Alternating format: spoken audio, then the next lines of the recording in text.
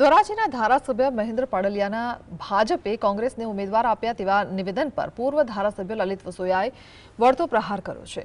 વસોયાએ ગંભીર આક્ષેપ કરતા કહ્યું છે કે પાડલિયા રાજકીય બફાટ કરી રહ્યા છે અને તેમની માનસિક સ્થિતિ અસ્વસ્થ છે।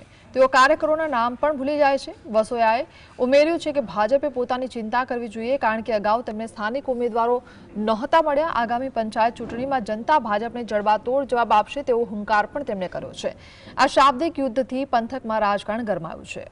ધોરાજી ઉપલેટા ભારતીય જનતા પાર્ટીના કાર્યકર્તાઓ અને આગેવાનો એમ કહી રહ્યા છે કે અમારા ધારાસભ્યની માનસિક સ્થિતિ બરાબર નથી, માનસિક રીતે અસ્વસ્થ છે।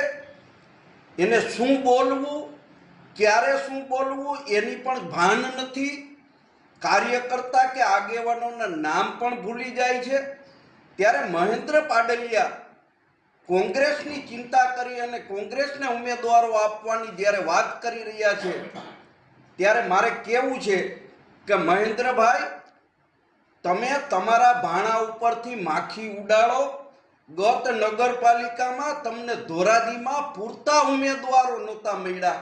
આ વખતે પણ ધોરાજી અને ઉપલેટા તાલુકા પંચાયતની અંદર તમે અમુક જગ્યાએ ઉમેદવારો ન મળતા 12થી ઉમેદવારો મૂક્યા છે।